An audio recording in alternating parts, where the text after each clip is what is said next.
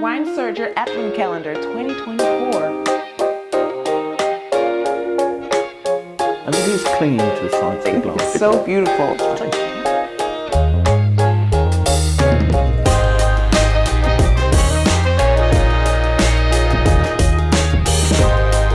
Welcome back, everyone, for day 10 of Wine Searcher's Advent Calendar 2024. And David, what do we have today?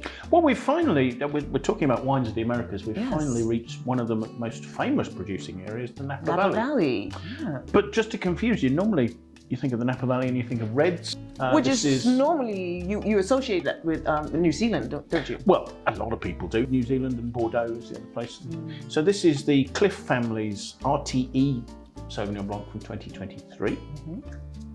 And the Napa is quite a warm area, or it would be if it wasn't for the fact that the fog coming in from the San Pablo Bay in the south keeps the sunlight out in the mornings, and you get cooling winds coming through the Petaluma wind gap.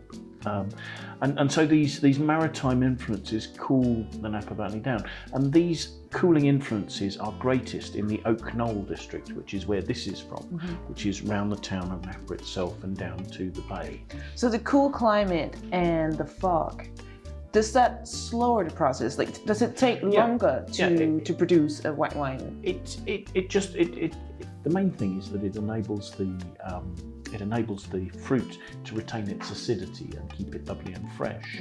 But here in Knoll, you find it several degrees cooler than, say, St Helena, which is further north in the Napa Valley, which is where more of the sort of bigger, gutsier Cabernet Sauvignon reds come from. So this area is quite well suited to producing cooler climate white wines. It's probably more famous for Chardonnay, but Sauvignon Blanc, and also more sort of medium-bodied reds with a little bit more elegance than some of the other ones. It says in the booklet that it's an organic white wine. Does that affect the flavor? What does that mean, really? Well, it means that the wine's been made by a set of processes that have been audited by a group called California Certified Organic Farmers. So they won't be using pesticides or herbicides. It's more a question of whether the winemaking process is doing any damage to the environment around it. This is also certified under an organisation called Napa Green as being sustainably grown. So it's the idea of trying to make sure that the winemaking isn't damaging the environment around it. So yeah, coming from the Knoll district, which is a part of the Napa Valley that was actually well planted with vineyards in the 1850s. But then you get a couple of things. You get the phylloxera, which was a vine louse that was introduced from Europe that destroyed vines. And then you got prohibition in the 1930s. And actually the entire area had pretty much fallen out of use for grape growing. And it wasn't until more recently where a vineyard called Trefethen sort of started replanting in the area that the area's been re-established as a grape growing area. And in fact, it only got its AVA, its American Viticultural Area status, in 2004.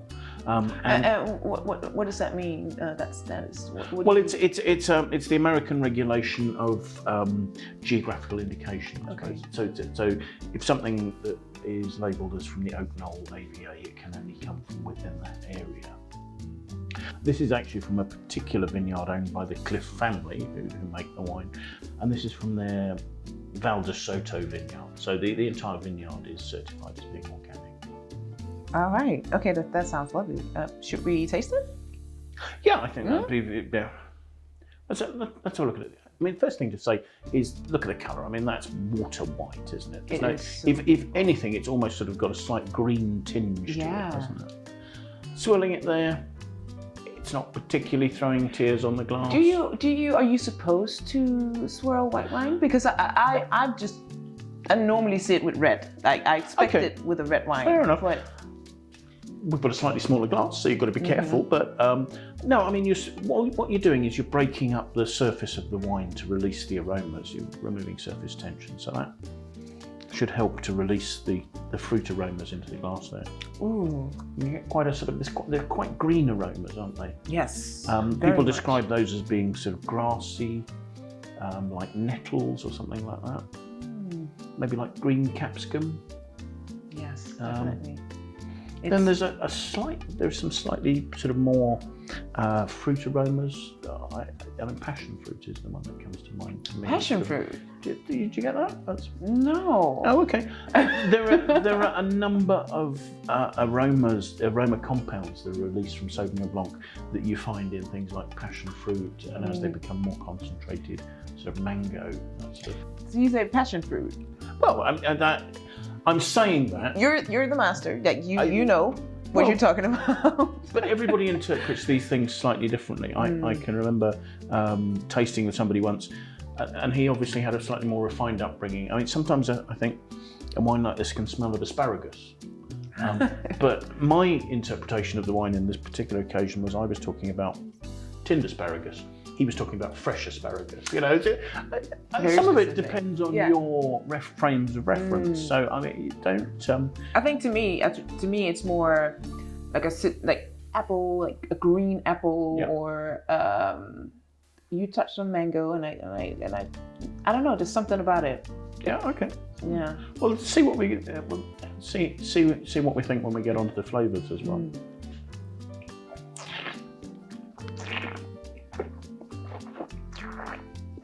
So I'm noticing you're drinking it or tasting it in a very specific way. What does it do when you, and what do you do?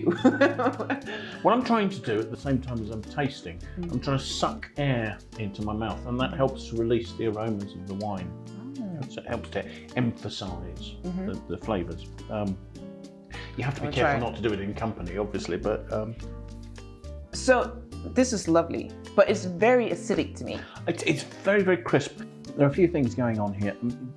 Unusually for Sauvignon Blanc, some of it's been aged in a little bit of old oak barrels, which is just supposed to soften it. But I think this is a wine that's been picked quite early, and that's why you've got that sort of grassy green note to it. And also, they've done something called blocking the malolactic conversion, which